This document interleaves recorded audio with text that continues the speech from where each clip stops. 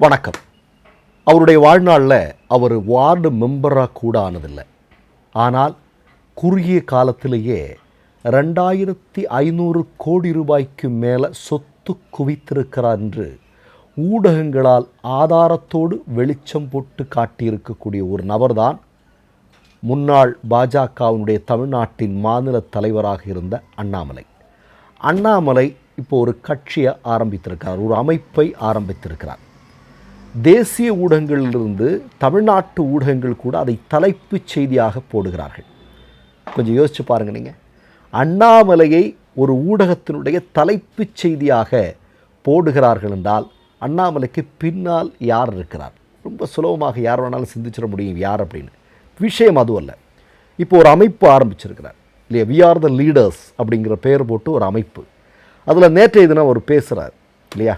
என்ன பேசுகிறாரு? முதல்ல பேசுகிறாரு, தமிழ்நாட்டினுடைய கடன், தனிநபர் கடன் அப்படிங்கிறது ஒரு நபருக்கு 4 லட்சம் கோடிக்கு மேலே இருக்குது அப்படி சொல்லி போகிறார். இப்போ நான் என்ன கேட்குறேன், உங்களை அந்த மேடையில் தேசியவாதி என்று சொல்லிக் கொள்கிறீர்கள். இப்போ தேசியவாதி என்று சொல்லிக்கொண்டு ஆட்சி பொறுப்பிற்கு வந்த சங்கபரிவார கும்பல் அயோத்தி, பத்ரிநாத் உட்பட நாட்டையும் கொள்ளையடித்து கோயிலையும் கொள்ளையடித்து கொண்டிருக்கிறார்கள் இல்லையா. இப்போ அவர்களெல்லாம் இந்த தேசியவாதம் அப்படிங்கிறது, இந்த பாஜக சங்கபரிவார கும்பல் அதை எப்படி பயன்படுத்தி இருக்கிறார்கள், எப்படிப்பட்ட போலி தேசியவாதிகள் என்பதை நமக்கு அறியும். அந்த இடத்திலிருந்து வந்திருக்கக்கூடிய நபர் நீங்கள். உங்களிடம் நம்ம என்ன கேட்குறோம்? ஒரே ஒரு கேள்விதான். 4 லட்சம் கோடி தமிழ்நாட்டில் இருக்கக்கூடிய ஒரு மனிதனின் மீது கடன் சுமையாக இருக்கிறது என்றால், மோடி அவர்கள் ஆட்சி பொறுப்பிற்கு வந்து 13 வருடங்களில் இந்தியாவில் இருக்கக்கூடிய ஒரு மனிதனுடைய தலைக்கு மேல் இருக்கக்கூடிய கடன் தொகை எவ்வளோ தெரியுமா? சொல்ல முடியுமா அண்ணாமலையால்? இப்போ அண்ணாமலையிட்ட இன்னொரு கேள்வி கேட்குறேன். தமிழ்நாட்டினுடைய வளர்ச்சி, அதாவது மோடியும் ஆர்எஸ்எஸும் சேர்ந்து தமிழ்நாட்டிற்கு கொடுக்க வேண்டிய நிதியை கொடுக்காமல் இருட்டடிப்பு செய்து கொண்டிருந்த நேரத்திலும் கூட தமிழ்நாட்டினுடைய தொழில் வளர்ச்சி இந்தியாவிலேயே முதன்மையாக இருக்கிறது. மறுக்க முடியுமா? வளர்ச்சியில் முன்னணி மாநிலமாக இருக்கிறது. மறுக்க முடியுமா? ஆனால் தமிழ்நாட்டை விட மிகப்பெரிய அளவிலான கடன் சுமையை ஒவ்வொரு இந்தியனும் தலையில் சூடிக்கொண்டிருக்கக்கூடிய மோடியினுடைய ஆட்சியில் அதை பற்றி சொல்லாமல் கடந்து போவது எப்படி அப்படின்னு அண்ணாமலையை பார்த்து தமிழ்நாட்டு மக்கள் கேட்கிறார்கள். இப்போ எங்களுக்கு கடன் இருக்குன்னாலும் நாங்கள் இந்தியாவிலேயே முன்மாதிரி மாநிலமாக இருக்கிறோம்.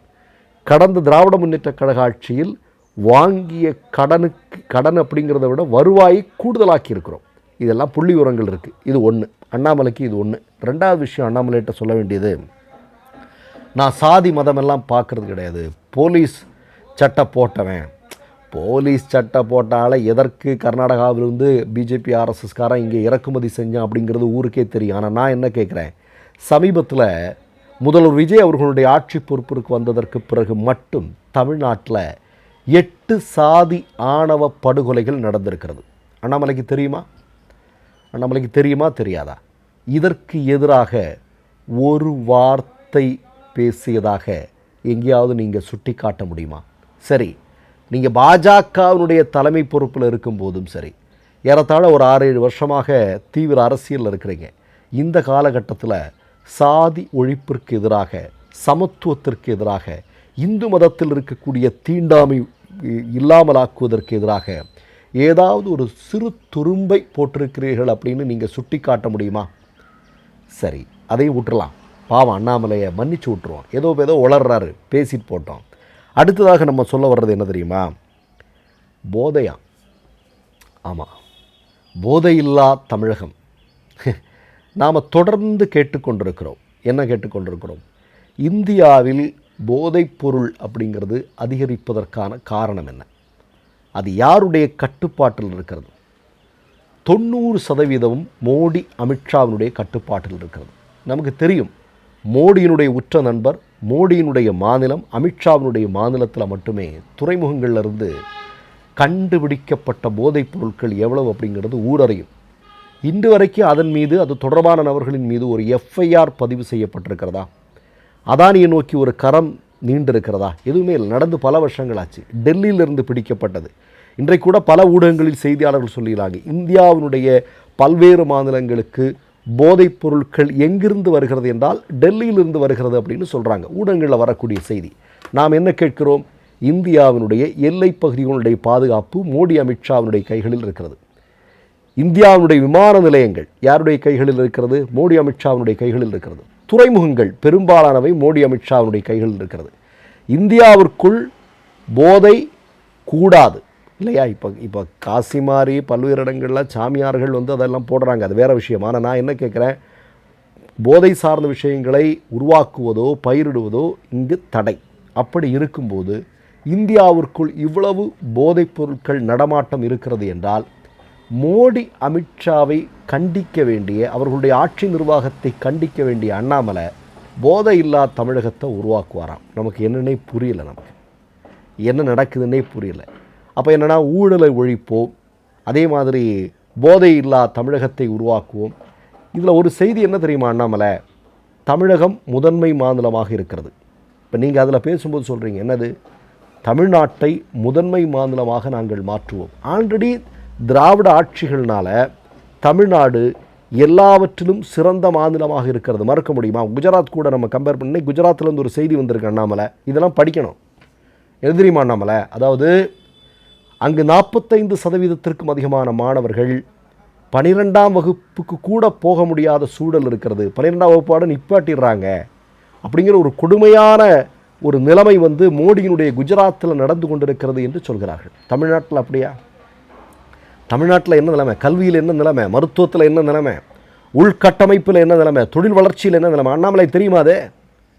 சும்மா அப்படியே யூபி போயிட்டு அப்படியே தமிழ்நாட்டுக்கு பாருங்க, சொர்க்கம்னு சொல்லுவாங்க தமிழ்நாட்டை. எங்களுடைய மாநிலம் முதன்மை மாநிலமாகத்தான் இருக்கிறது. இப்போ அந்த மாநிலத்தில் முதன்மை மாநிலமாக மாற்றுன்னு சொன்னால் சிரிப்பாங்க. சரியா? சரி, இன்னொன்று அடுத்தது 19 லட்சம்ங்கிறது இதெல்லாம் நமக்கு தெரியாதா?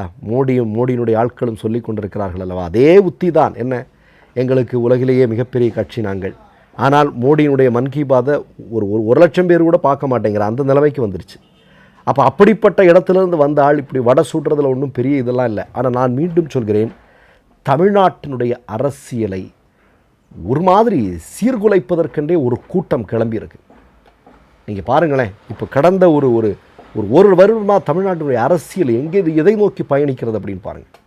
ஒரு பக்கம் தாவேக்காவுடைய அரசியல் இன்றைக்கு தமிழ்நாட்டு மக்கள் மத்தியில் ஒரு மிகப்பெரிய விரக்தியை ஏற்படுத்தி இருக்கிறது இல்லையா? அவருடைய தாவேக்கா கட்சியை சார்ந்தவர்கள் பேசுவது, தமிழ்நாட்டினுடைய முதல்வர் பேசுவது எல்லாமே மக்கள் மத்தியில் ஒரு மிகப்பெரிய அதிர்ச்சிகளை உருவாக்கி கொண்டிருக்கிறது. போதா குறைக்கு இப்போ அவங்களுக்கு போட்டியாக அண்ணாமலையும் கட்சி ஆரம்பிச்சிருக்காரு. அண்ணாமலை, இது இங்கே இந்த பருப்பெல்லாம் வேகாது. இப்போ பொள்ளாச்சி, கோயம்புத்தூர், கன்னியாகுமரி இதெல்லாம் இந்த ஆர்எஸ்எஸ் சங்க பரிவார கும்பல் கலவரங்களை உருவாக்கி எப்படி அந்த மண்ணை பாழ்படுத்தி வைத்திருக்கிறார்கள்ங்கிறது நீங்கள் ஒரு தொடக்கத்தை ஆரம்பிச்சிருக்கிறீங்க. ஆனால் இதை தமிழ்நாட்டு மக்கள் முறியடிப்பார்கள். எப்போதுமே இதுபோன்ற நபர்களை, போலியான நபர்களை தமிழ்நாடு மக்கள் சுலபமாக கண்டறிந்து வீட்டிற்கு அனுப்புவார்கள். இந்த திட்டமெல்லாம் இல்லை. ஒரே ஒரு ஊழலை பற்றியெல்லாம் பேசுகிறீங்க இல்லையா? உங்களுக்கு இவ்வளோ பெரிய செலவுகள் எல்லாம் செய்கிறதுக்கு உங்களுடைய கட்சி சார்ந்த விஷயங்களுக்கான மிகப்பெரிய தொகைகள் செலவு செய்யப்படணும் இல்லையா? இதுக்கெல்லாம் எங்கேருந்து பணம் வருது அப்படிங்கிறத ஒரு வெள்ளை அறிக்கை உங்களால் விட முடியுமா? உங்களால் ஒரு டிரான்ஸ்பரண்ட்டாக ஒரு அறிக்கை உங்களால் விட முடியுமா? சும்மா தான் கேட்குறோம், தமிழ்நாட்டு மக்களின் சார்பாக கேட்குறோம். இந்த மாதிரியான வடை சுடலெல்லாம் இங்கு வேலைக்காகாது. அதனால தான் ஒன்று சொல்கிறேன், உங்களுடைய குருநாதர் மோடி 13 வருஷமாக வடை சுட்டு என்னெல்லாமோ வட இந்தியாவில் பண்ணிகிட்ருக்காரு. ஏன் தமிழ்நாட்டில் அந்த பருப்பு வேகலை? இங்கே இருக்கக்கூடிய மக்கள் அதை ஒருபோதும் அனுமதிக்க மாட்டார்கள். சுயமாக சிந்திப்பதற்கு ஆற்றல் உடையவர்கள். இது பெரியார் மண். சரியா? மற்றொரு நிகழ்வில் சந்திப்போம். நன்றி, வணக்கம். 3 யூடியூப் சேனல்கள் வியாபாரத்திற்கு இருக்கிறது. தேவைப்படுபவர்கள் இந்த எண்ணுக்கு தொடர்பு கொள்ளுங்கள். மை நேம் இஸ் ரெட் சேனலை சப்ஸ்கிரைப் பண்ணிக்கோங்க. அதுக்கப்புறமா பக்கத்தில் இருக்கிற ஜாயின் பட்டனை கிளிக் பண்ணீங்கன்னா ஒரு நியூ பேஜ் ஒன்று ஓப்பன் ஆகும். அதுலேயும் ஜாயின் பட்டனே கிளிக் பண்ணிக்கோங்க. அதில் பார்த்தீங்கன்னா credit R debit card options இருக்கு. இதில் உங்களுக்கு விசா, மாஸ்டர் கார்டு, ரிப்பே அப்படின்னு 3 ஆப்ஷன்ஸ் கொடுத்துருக்காங்க. அதில் நீங்கள் எந்த கார்டு சூஸ் பண்ணுறீங்களோ அந்த கார்டோட நம்பர் என்டர் பண்ணிக்கோங்க. அப்புறமா கார்டோட வேலிடிட்டி மந்த் அண்ட் இயரை டைப் பண்ணிக்கோங்க. அடுத்தபடியா உங்க கார்டோட பின்னால சிவிசி கோடுன்னு சொல்லிட்டு 3 நம்பர்ஸ் கொடுத்துருப்பாங்க. அந்த நம்பர் இதில் என்டர் பண்ணிக்கோங்க. அப்புறமா அட்ரஸ் அண்ட் இன்ஃபர்மேஷன் என்டர் பண்ணிட்டு பைங்கிற பட்டனை கிளிக் பண்ணிக்கோங்க. ஒருவேளை உங்க கார்டு நம்பர் இன்வாலிட்னு காமிச்சிச்சுன்னா உங்க கார்டுல இன்டர்நேஷனல் யூசேஜை எனேபிள் பண்ணுங்க.